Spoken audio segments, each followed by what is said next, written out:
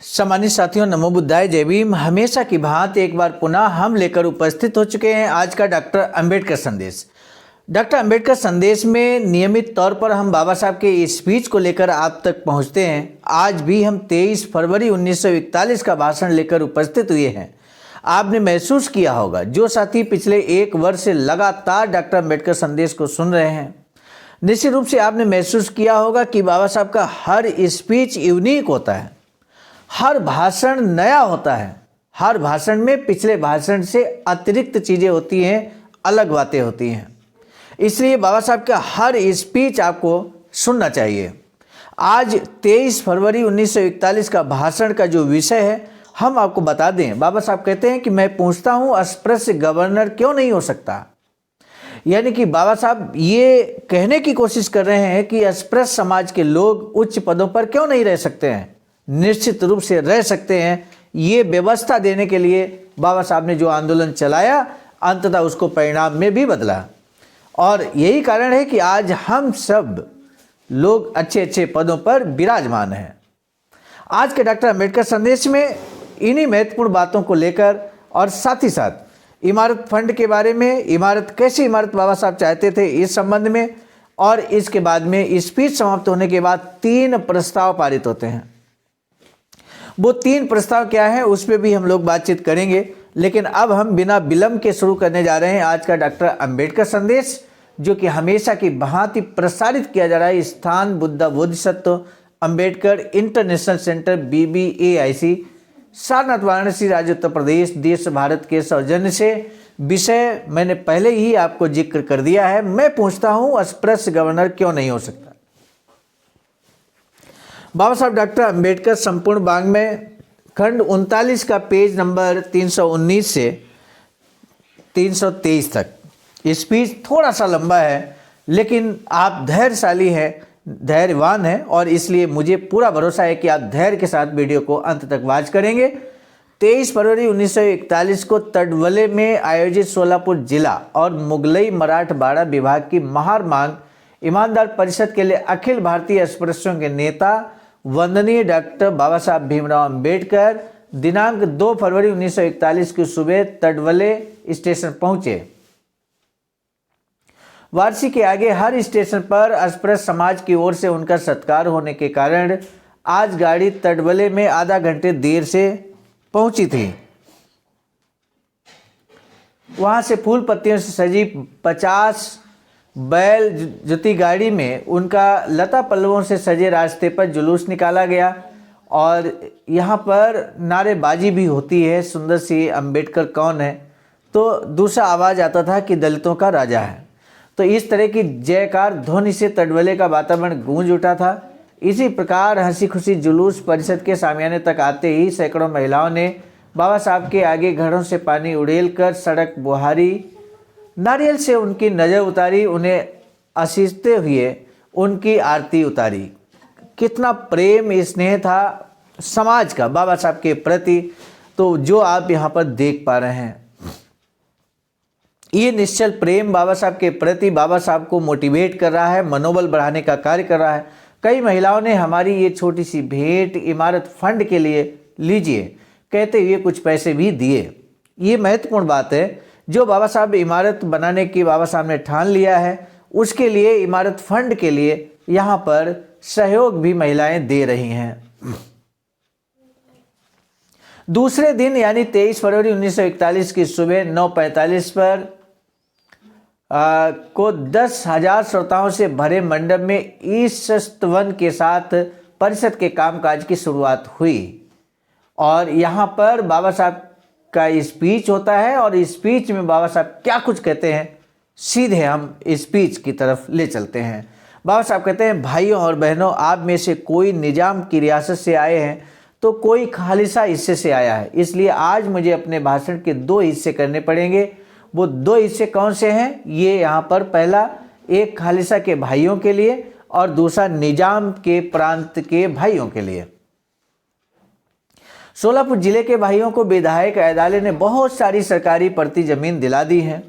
उनकी दीनता जहाँ तक संभव हो कम करने के लिए कुछ गांव के अस्पृश्यों पर हुए अन्याय के निवारण के लिए उन्होंने काफ़ी कोशिशें की हैं। उसमें उन्हें काफ़ी हद तक सफलता मिली है।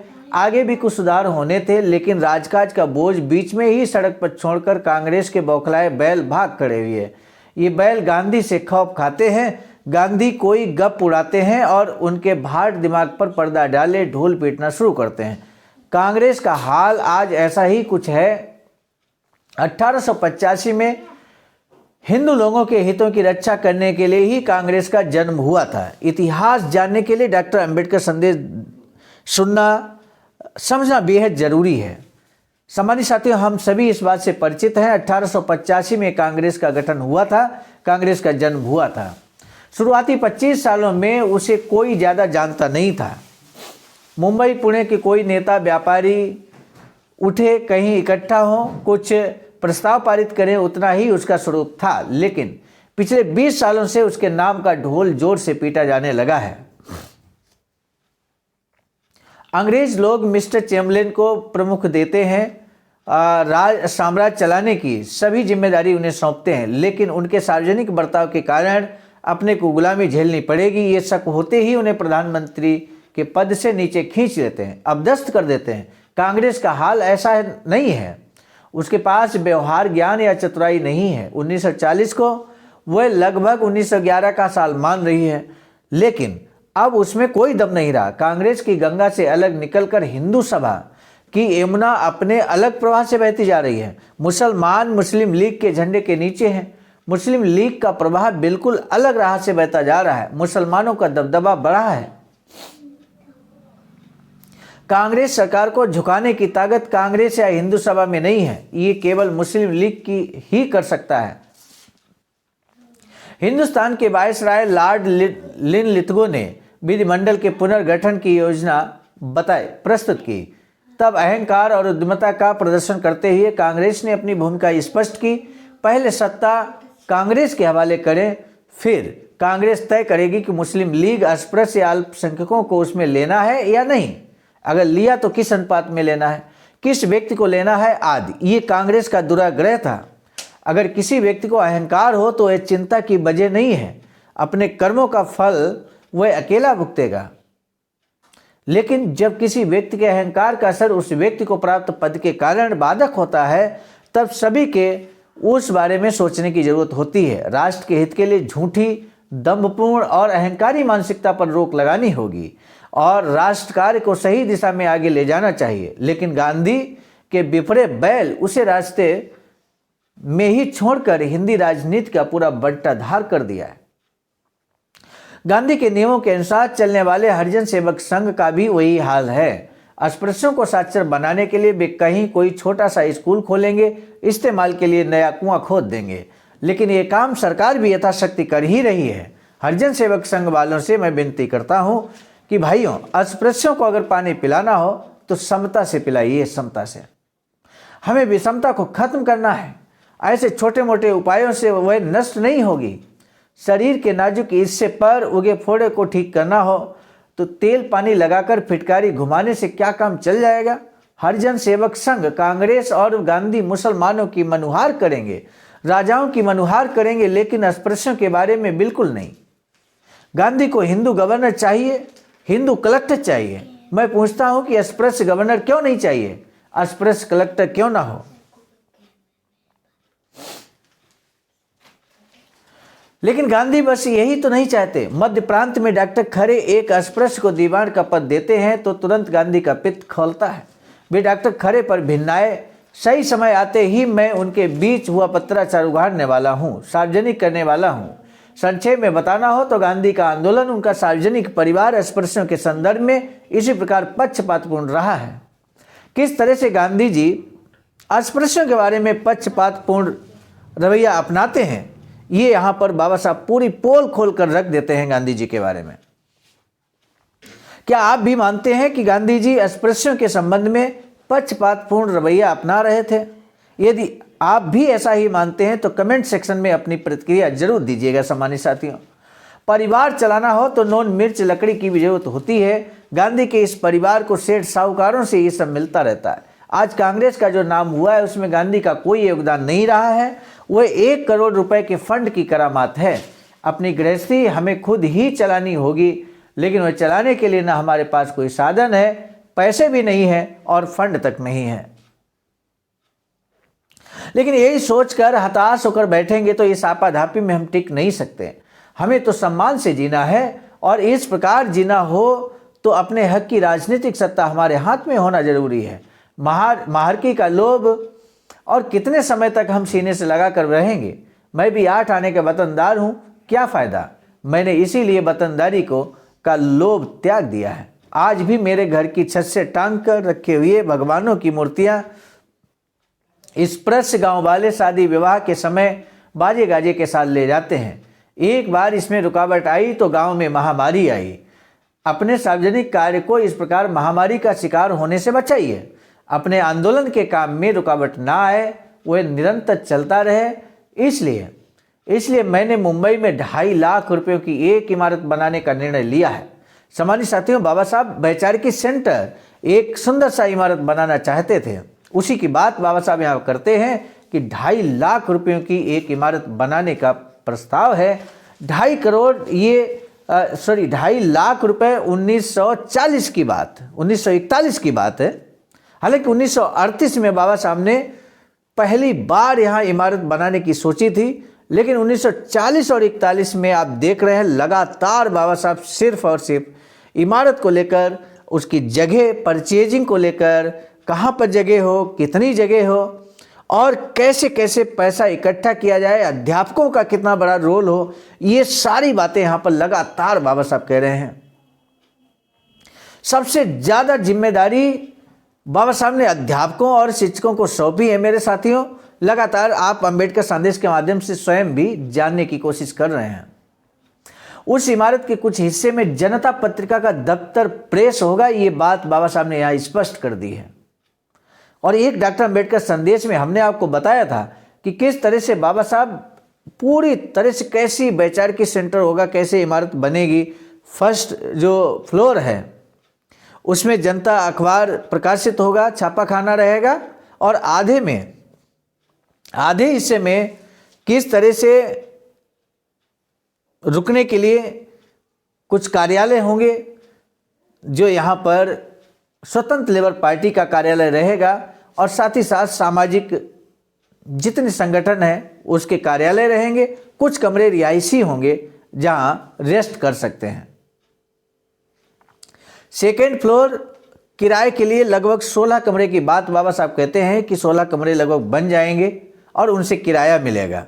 और थर्ड फ्लोर पे बाबा साहब चाहते हैं कि किस तरह से हमें एक बड़ा सा हॉल बने जहाँ पर हम मीटिंग सेमिनार आदि कर सकें। अभी हमें दूसरे की जगह ज़मीन देखनी पड़ती है और साथ ही साथ वो हॉल जब अपना स्वयं का कार्यक्रम ना हो तो किराए पर भी उठाया जा सकता है और इस तरह से 5-6 हज़ार रुपये किराया सालाना मिल सकता है, जिसको समाज के कार्यों में खर्च किया जा सकता है। ये हमने बहुत संक्षेप में आपको बताने की कोशिश की है, क्योंकि यहाँ जिक्र हो गया इसलिए स्पष्ट करना जरूरी है। हो सकता है वो डॉक्टर अंबेडकर संदेश आपने ना सुना हो। और अन्य हिस्सों के किराए पर चढ़ाया जा सकता है। सालाना 8-9 हज़ार रुपयों की आमदनी होगी, उसमें हमारा खर्चा चल जाएगा। इसके लिए देश के स्पर्शों से हर घर से कम 1 रुपया जरूर लें। फिर एक बार बड़ी कार्य योजना बाबा साहब ने यहाँ रखी है, हर घर से 1 रुपये। 1941 की बात, हम 2024 में चल रहे हैं इस समय, जब डॉक्टर अंबेडकर संदेश आप तक पहुंच रहा है। आप अंदाजा लगा सकते हैं उस समय का 1 रुपये आज का कितना रुपए है। उतना रुपए आज कम से कम आपको पे बैक टू सोसाइटी जरूर करना चाहिए। ये पैसा इकट्ठा करने के लिए मैंने इस जिले में केवल 2 लोगों को चुना है। एक है विधायक ऐदाले और दूसरे हैं हरिभाव तोरने। 2 लोगों को अधिकृत कर दिया है ताकि किसी तरह का यहाँ पर भ्रष्टाचार ना हो सके। इसलिए बाबा साहब यहाँ स्पष्ट करते हैं, उन्हीं को आप पैसे दें। पैसे आपको खुद ही इकट्ठा करना होगा। और उनसे पैसा लेंगे तो हमें उनकी मर्जी से चलना पड़ेगा, हम उनके हो जाएंगे। यानी कि बाबा साहब चाहते हैं कि जो भी इमारत बने वो अपने समाज के लोगों के द्वारा बने। दूसरों से अगर पैसा लेंगे तो हमें उनके अनुसार चलना पड़ेगा, हम उनके हो जाएंगे। उनकी मर्जी की हमें चलानी पड़ेगी और फिर हम काम नहीं कर पाएंगे।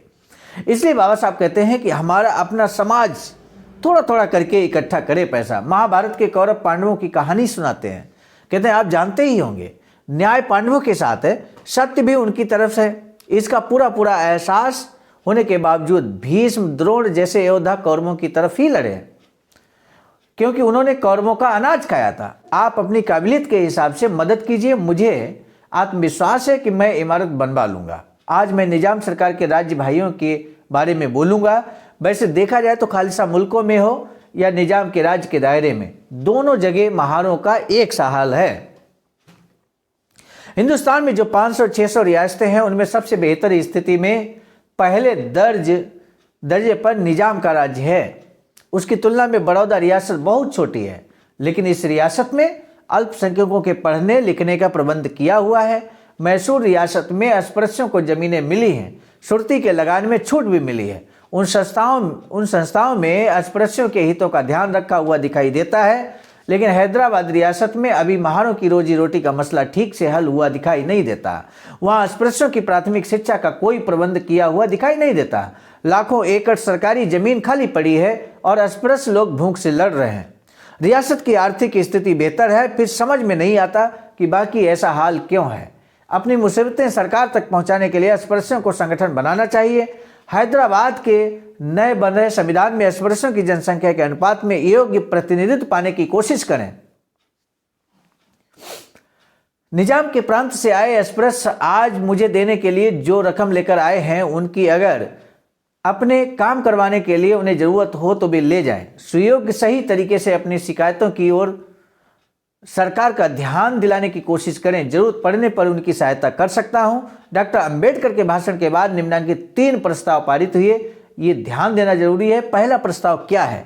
ये सभा निजाम सरकार से विनती करती है कि निजाम सरकार के राज्य की सीमा में रहने वाले माफीदार महार ढेंडों को मेहनत के अनुपात में मुआवजा नहीं मिलता, इसलिए सरकारी जंगल जमीनें देकर माफीदार महार ढेर लोगों के गुजारे का सवाल हल किया जाए। यानी कि यहाँ पर निजाम सरकार से बाबा साहब ने प्रस्ताव पारित करते हुए कहा कि यहाँ पर रहने वाले महार अस्पृश्यों को जमीन दे दिया जाए, जिससे वो अपना जीवन व्यतीत कर सके सम्मानजनक। दूसरा प्रस्ताव, निजाम सरकार के राज्य की सीमा में रहने वाले अस्पृश्य लोगों का बुरा हाल है। सभा निजाम सरकार से विनती करती है कि सरकार की ओर से उनकी प्राथमिक शिक्षा का तुरंत प्रबंध किया जाए। तीसरा प्रस्ताव, निजाम सरकार से इस सभा की विनती है कि राज्य के नए बन रहे संविधान में निजाम सरकार की सीमा में रहने वाले अस्पृश्य प्रजा को उनकी जनसंख्या के अनुपात में प्रतिनिधित्व मिले। हमेशा बाबा साहब प्रतिनिधित्व के पक्षधर रहे हैं और ये आपने यहाँ पर महसूस किया। तो इस तरह से यहाँ पर 3 प्रस्ताव, उसके पहले बाबा साहब का क्रांतिकारी भाषण जो आपने सुना। आज का पहला प्रश्न, डॉक्टर बाबा साहब भीमराव अंबेडकर ने इमारत की योजना और प्रतिनिधित्व पर क्या विचार दिया है। दूसरा प्रश्न है, 23 फरवरी 1941 की सभा में 3 प्रस्ताव पारित हुए। वो 3 प्रस्ताव किस बात से संबंधित है, संक्षेप में आप बता सकते हैं। इन 2 प्रश्नों में से किसी एक का जवाब देना बेहद जरूरी है, लेकिन पूरे डॉक्टर अंबेडकर संदेश का सारांश के तौर पर अपने विचार भी आप व्यक्त कर सकते हैं। इतना नहीं व्यक्त कर सकते तो फिर नमो बुद्धाय जय भीम जरूर कमेंट सेक्शन में लिखिएगा, इतना हम आपसे जरूर अपेक्षा करेंगे। आज का डॉक्टर अंबेडकर संदेश समाप्त करने से पहले हम आपको बता दें, बाबा साहब की अधूरी इच्छा वैचारिक सेंटर इमारत बनाने की थी, जिसका आज के डॉक्टर अंबेडकर संदेश में भी हमने जिक्र किया। ऐसा ही वैचारिक सेंटर जो बाबा साहब चाहते थे, लेकिन वो नहीं बन पाया। तो ऐसे में अब वर्तमान दौर में, वर्तमान समय में आवाज का अर्थात अखिल भारतीय अनुसूचित जाति जनजाति कर्मचारी कल्याण एसोसिएशन ने ये बीड़ा अपने कंधों पर उठाया है और ऐसा ही वैचारिक सेंटर सारनाथ वाराणसी राज्य उत्तर प्रदेश में निर्माणाधीन है, जिसकी प्रतिकृति आप देख पा रहे हैं। आप दिए गए अकाउंट नंबर पर अपना अमूल्य योगदान कर सकते हैं, बाबा साहब की इस अधूरी इच्छा को पूरा कर सकते हैं। आज का डॉक्टर अंबेडकर संदेश नियमित तौर पर जैसे आप तक पहुंचता है, तो उसके प्रेरणा स्रोत हैं मिशन नायक बुद्ध मित्र मुसाफिर सर, राष्ट्रीय अध्यक्ष आवाज का नई दिल्ली। और ये जो डॉक्टर अंबेडकर संदेश है, इसके संकलन करता है परम आदरणीय विजय कुमार बौद्ध जी, प्रांतीय कोषाध्यक्ष आवाज का बिहार। प्रस्तुतकर्ता के रूप में मैं स्वयं सर्वजीत आर्य, राष्ट्रीय मीडिया प्रभारी IT सेल आवाज का नई दिल्ली। मुझे पूरा भरोसा है कि इस डॉक्टर अम्बेडकर संदेश को आप जन जन तक पहुंचाने के लिए शेयर अवश्य करेंगे। इसी निवेदन के साथ अब दीजिए इजाजत। आप सभी को सादर नमो बुद्धाय, जय भीम।